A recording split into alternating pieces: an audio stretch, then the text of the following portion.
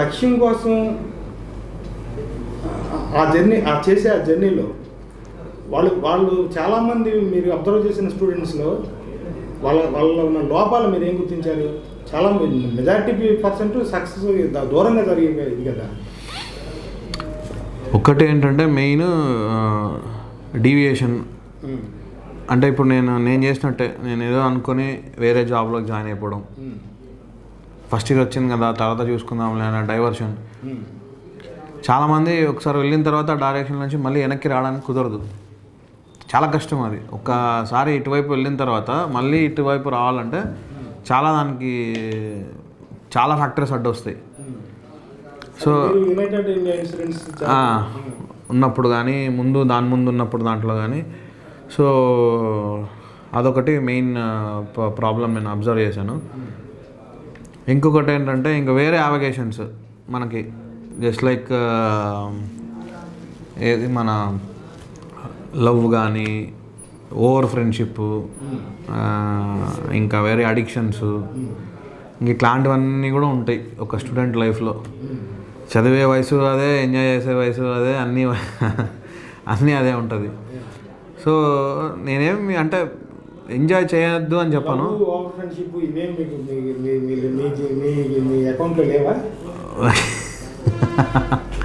ఉన్నాయి, నా లైఫ్లో కూడా ఉన్నాయి. బట్ నాకు కుదిరినట్టు అందరికీ కుదరాలని గ్యారంటీ ఏం లేదు. నాది లవ్ మ్యారేజ్. తను ఆల్మోస్ట్ 2010 నుంచి నాకు she was my companion. 7 years. అంటే తను ఏంటంటే నాకు కరెక్ట్ పార్ట్నర్ దొరికింది. అంటే నేను చదువుతా అన్నా తను ఎప్పుడు చదవద్దని చెప్పలేదు. నాది ఇంత లేట్ అయినా కూడా తను వెయిట్ చేసింది. నేను ఏదైనా రాత్రి మధ్యాహ్నం మిడ్నైట్ ఫోన్ చేసి నాకు ఏదైనా ప్రాబ్లం ఉంది అని చెప్పుకున్నా కూడా తను వినింది. నాకు ఏదైనా మెటీరియల్ హెల్ప్ చేయాలన్నా కూడా తను సెర్చ్ చేసి నాకు మెయిల్స్ పంపించేది. సో అలా ఉంది కాబట్టి నాకేం ప్రాబ్లం రాలేదు. But I have seen many people matured love. So అది దాని తర్వాత అందుకనే పెళ్ళైన తర్వాత ఇమ్మీడియట్గా ఎగ్జామ్ అయిపోయిన తర్వాత ఇమ్మీడియట్గా without waiting for my result I got married. So అది ఇంకా ఫ్రెండ్షిప్ కూడా నాకు ఎక్కువే, నా ఫ్రెండ్స్ కూడా ఎక్కువే. రెగ్యులర్గానే కలుస్తుంటాం, రెగ్యులర్గా ట్రిప్స్కి వెళ్తుంటాం. సో అది కూడా ఉంది మనకి. ట్రిప్స్ అంటే మన ఎక్కడైనా గోవా, మన చిక్మంగళూరు, మొన్ననే ఉత్తరాఖండ్, సిక్కిం. సో అలా నాకు ట్రావెలింగ్ కూడా చాలా ఇష్టం. అండ్ కొంచెం క్రేజీ అని చెప్పాను కాబట్టి నేను చలికాలంలోనే హిమాలయాలకు వెళ్ళాలనిపిస్తుంది. ఒకసారి ఫిబ్రవరిలో సిక్కింకి వెళ్ళా, 0 ఉన్నింది టెంపరేచరు. మళ్ళీ మొన్న డిసెంబర్ లాస్ట్ వీక్లో ఉత్తరాఖండ్ వెళ్ళా, ఆ రోజు కూడా 0 ఉన్నింది. సో అలా. తర్వాత ఇప్పుడు గ్రూప్ 1 నోటిఫికేషన్, గ్రూప్ 1 ఫేవర్ ఉంది తెలంగాణ, ఆంధ్రప్రదేశ్ 2 స్టేట్స్లో కూడా. అవును సార్. గ్రూప్ 1 ప్రిపేర్ అయ్యే అభ్యర్థులకి మీరు ఎలాంటి సజెషన్స్ ఇస్తారు? అదే సార్, ఇప్పుడు కొత్త సిలబస్ వచ్చింది ఏపీఎస్సి మన ఏపీలో. సో దాంట్లో మేజర్ చేంజెస్ జరిగినాయి. సో నేను చెప్పాలనుకున్నది ఏంటంటే ఇప్పుడు ప్రిలిమ్స్ స్టేజ్ అనేది చాలా చాలా కీలకమైన ప్లస్ మోస్ట్ డిఫికల్ట్ ఫేజ్. ఎలా అంటే ఇప్పుడు జరిగిన చేంజెస్ వల్ల, ఇప్పుడు ఫర్ ఎగ్జాంపుల్ నెగిటివ్ మార్కింగ్ కానీ, రిజర్వేషన్ ప్రకారమే సెలెక్ట్ చేయడం కానీ, ఆ రేషియో 1:15 12 తీయడం కానీ. సో దీనివల్ల అంతా ఏమవుతుందంటే ప్రిలిమ్స్ ఫేజ్ పాస్ కావడమే most important difficult phase. So చాలామంది ఏంటంటే కొంతమంది ముందే దాంతో ముందే ప్రిపరేషన్ చేయాలనే మోటివ్తో మెయిన్స్కి అంతా ప్రిపేర్ అవుతారు, ప్రిలిమ్స్ని లైట్ తీసుకుంటారు. ప్రిలిమ్స్ ఏమైపోద్ది, ఈజీగా అయిపోద్దిలే అనే ఒక చిన్న దీంట్లో ఉంటారు. బట్ ఈసారి నాకు తెలిసి ప్రిలిమ్స్ క్లియర్ చేస్తే 70% మీకు జాబ్ వచ్చినట్టే. ఎందుకంటే మెయిన్స్కి కాంపిటీషన్ తక్కువ ఉంటుంది.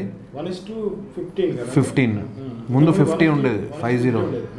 సో 35 మంది తగ్గిపోయారు కాంపిటీషన్. సో ఈసారి ప్రిలిమ్స్ క్లియర్ చేస్తే 70% of chance of getting the job. So అది ఉంటుంది. సో అందుకని ప్రిలిమ్స్ ఈసారి అస్సలు నెగ్లెక్ట్ చేయొద్దు. నా స్ట్రాటజీ ఏంటంటే ప్రిలిమ్స్కి యాప్టిట్యూడ్, మ్యాథ్స్ ఈసారి చాలా కీలకమైన పాత్ర పోషిస్తుంది. ముందు మెయిన్స్లో ఎలా పోషించిందో ఇప్పుడు ప్రిలిమ్స్ వరకే, బట్ ఎలిమినేషన్లో చాలా కీలక పాత్ర పోషిస్తుంది. నా సజెషన్ ఏంటంటే ఎవరైతే మ్యాథ్స్లో కానీ ఈ యాప్టిట్యూడ్లో కానీ సరిగా ఎన్ని మార్కులు ఇచ్చారండి sir weightage AP group 150 sir. అదొక పేపర్, ఇదొక పేపర్. మ్యాథ్స్ అదే జిఎస్ ఒక పేపర్ ఉంది, మ్యాథ్స్ ఇంకొక పేపర్ ఉంది. సో అది కూడా ఆల్మోస్ట్ ఆల్ సివిల్స్లో సీసాట్ లాగా. సో అక్కడ క్వాలిఫైయింగే, ఇక్కడ నాకు తెలిసి it counts for merit also. So నేను చెప్పేది ఏంటంటే ఎవరైనా వీక్గా ఉన్నారు అనిపిస్తే మ్యాథ్స్లో కానీ యాప్టిట్యూడ్లో కానీ they should go to some banking coaching. దాని తర్వాత ఇంకా కొత్తగా చేంజ్ అయిన సిలబస్ని మనం ఒకసారి చూస్తే హిస్టరీ పేపర్లో పేపర్ 2లో మెయిన్స్లో హిస్టరీ పేపర్లో జాగ్రఫీ యాడ్ చేశారు. సో జాగ్రఫీకి నాకు తెలిసినంత వరకు ఎన్సీఆర్టీస్ మన అవి they are more than sufficient. దాని తర్వాత ఏదైనా ఎన్విరాన్మెంట్ పార్ట్ ఉంటే శంకర్ ఐఏఎస్ బుక్ అని ఒకటి ఉంటుంది, అది ఒకసారి చూసుకుంటే సరిపోతుంది. అదే సార్ వస్తున్నా. పాలిటీకి వచ్చేసి మామూలు మన లక్ష్మీకాంత్ పాలిటీ పేపర్లో ఇప్పుడు కొత్తగా pub ad and governance topics add చేశాడు. So pub ad governance book కూడా ఉంది మన లక్ష్మీకాంత్ వాళ్ళదే. సో అది డైరెక్ట్గా అది సరిపోతుంది అనుకుంటా. దాని తర్వాత ఎథిక్స్ వచ్చేసింది. సో ఎథిక్స్ నాకు తెలిసి నేనైతే సివిల్ సర్వీసెస్ ఎగ్జామ్ రాలేదు కాబట్టి ఎవరైనా సివిల్ సర్వీసెస్ రాసిన వాళ్ళ హెల్ప్ తీసుకోవడం కానీ, సో దానికి సంబంధించిన బుక్స్ ఉన్నాయి, లెక్సికాన్ అని, టాటా మెగ్రహిల్ అని. సో ఎథిక్స్కి ఆ బుక్స్ ఏదైనా చూస్తే సరిపోతుంది అనుకుంటా. అండ్ లాస్ట్లో ఇవి ఉన్నాయి, ఏంటిది అంటే civil and criminal laws, labour laws, cyber laws, వీటన్నిటి మీద ఒక యూనిట్ ఉంది. చాలామంది దీన్ని చూసి టెన్షన్ పడుతున్నారు. యాక్చువల్లీ ఇది ఓన్లీ 1 యూనిట్. మ్యాక్సిమం క్వశ్చన్ పేపర్లో 1 లేదా 2 క్వశ్చన్లు వస్తాయి అంతే. అదే 10 మార్కులకి, 10 మార్కులకి మాత్రమే. సో దీన్ని చూసి నేను టెన్షన్ పడకండి అని చెప్తున్నా. ఎందుకంటే దీని గురించి తర్వాత ఆలోచించవచ్చు. ఎందుకంటే కోచింగ్ అన్ని జరిగిన తర్వాత ఒక 2-3 నెలల్లో మళ్ళీ మెటీరియల్ బయటకు వస్తుంది. సో దాని గురించి ఇప్పుడే టెన్షన్ పడి దీన్నే ఫస్ట్ స్టార్ట్ చేయాల్సిన అవసరం లేదు. దీని గురించి పక్కకు పెట్టి దీని గురించి తర్వాత ఆలోచించవచ్చు. అదొకటి. దాని తర్వాత ఎకానమీ వచ్చేసి నేను స్టాండర్డ్ బుక్ ఏదో రిఫర్ చేశానంటే మిశ్రాన్పురి. ఆ బుక్లో డైరెక్ట్గా మనకి ఎగ్జామ్ పాయింట్ ఆఫ్ వ్యూలోనే మనకి పాయింట్స్ అన్నీ ఉంటాయి. ప్లస్ ఇంకా స్టాండర్డ్గా economic survey of India and economic survey of AP, they are must. ఈ 3 బుక్లు ఉంటే నాకు తెలిసినంత వరకు ఎకానమీ పేపర్ని ఈజీగా లాగేయచ్చు. అప్పుడప్పుడు మనకి లేటెస్ట్ ఏం జరుగుతుంది, ఏమి ఉన్నాయి పాలసీస్ అన్నిటికీ గురించి మనం అప్పుడప్పుడు గవర్నమెంట్ వెబ్సైట్స్ని రెఫర్ చేయాలి. So that is a pre requisite. దాని తర్వాత సైన్స్ అండ్ టెక్నాలజీ. ఈసారి ఏం చేశారంటే సైన్స్ అండ్ టెక్నాలజీలో బయాలజీ పార్ట్ మొత్తానికి తగ్గించేశారు. బయాలజీ పార్ట్ ముందు చాలా మందిని ఇబ్బంది పెట్టేది, ఎస్పెషల్లీ ఇంజనీరింగ్ స్టూడెంట్స్ వీళ్ళందరికీ కొంచెం బయాలజీ ఇది ఉండేది. సో ఈసారి బయాలజీ మొత్తం తగ్గించేశారు. సో నేనైతే అభిలషణీయమైన అన్నెసెసరీ చేంజెస్ అంటే లేదు. ఈసారి ఏంటంటే సిలబస్ ఎక్కువ అయిపోయింది, దట్ ఈజ్ వన్ థింగ్. అంటే ఆల్మోస్ట్ ఆల్ ఇప్పుడు సివిల్స్కి 80%, 90%లో ఉంది మన గ్రూప్ 1 సిలబస్. ఒక రకంగా చూస్తే ఇప్పుడు దానికి రాసేవాళ్ళు దీనికి రాయొచ్చు, దీనికి రాసేవాళ్ళు దానికి రాయొచ్చు. So that is one good thing. Second good thing ఏంటంటే సివిల్స్లో సక్సెస్ కావడానికి ఎంత ఎఫర్ట్ పెట్టాలో గ్రూప్ 1కి కూడా అంత పెట్టి తీరాల్సిందే. ఇంకొక విషయం ఏంటంటే ఇక్కడ మనకి ఈ కొత్త సిలబస్ ఎలా ఉందంటే మన ఈ టాపిక్స్ అన్నీ దే ఆర్ రిలవెంట్. ఇప్పుడు ముందు సిలబస్కి ప్రస్తుతం జరుగుతున్న దానికి కొంచెం గ్యాప్ ఉండేది, ఇప్పుడు రిలవెంట్. ఇప్పుడు ప్రస్తుతం బయట ఎలా ఉంది, ఏం నడుస్తుంది, గవర్నమెంట్ ఏం ఇంప్లిమెంట్ చేస్తుంది, అవే మన సిలబస్లో కూడా ఉన్నాయి.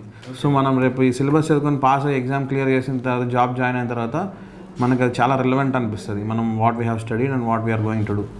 సో అది ఒక గుడ్ థింగ్. చదువుకి ఉద్యోగానికి సంబంధం లేదని పాత రోజులు అనేవాళ్ళు, ఇప్పుడు అలా లేదు. సో మనకి ఏ అవసరం ఉన్నాయో అవి మాత్రమే పెట్టారు, ఏ అవసరం లేదో జాబ్లో వాటిని తీసేశారు. సో చాలా రిలవెంట్గా ఉంది సిలబస్.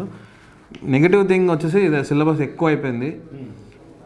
ప్లస్ కొంచెం రూరల్ బ్యాక్గ్రౌండ్ వాళ్ళకి ఈ కొత్త సిలబస్ మెటీరియల్ దొరకడం ఇదంతా కొంచెం కష్టం, వెతకడము ఇవన్నీ. సో నేను చెప్పేది ఏంటంటే కొంచెం సివిల్ సర్వీసెస్కి సంబంధించిన వెబ్సైట్స్ అవన్నిట్లో కూడా ఈ మ్యాటర్ దొరికే అవకాశం ఉంది, మన సిలబస్ ఉన్నది. సో వాటి వైపు కొంచెం మనం దృష్టి పెడితే ఇది బాగుంటుంది. సైన్స్ అండ్ టెక్నాలజీ వచ్చేసరికి హరికృష్ణ సార్ ఒక బుక్ ఉంది, ఆ బుక్ చదివాను. శంకర్ ఐఏఎస్ బుక్ ఉంటుంది ఎన్విరాన్మెంట్కి. సో ఆ 2 సరిపోతాయి అనుకుంటున్నాను. బయాలజీకి కూడా అది సరిపోతుంది. సో కొత్త సిలబస్ గురించి ఒక చిన్న అవుట్లుక్ ఇది. ఓకే, తర్వాత ఈ ప్రిపేర్ అయ్యే అభ్యర్థులకి మీ సలహాలు.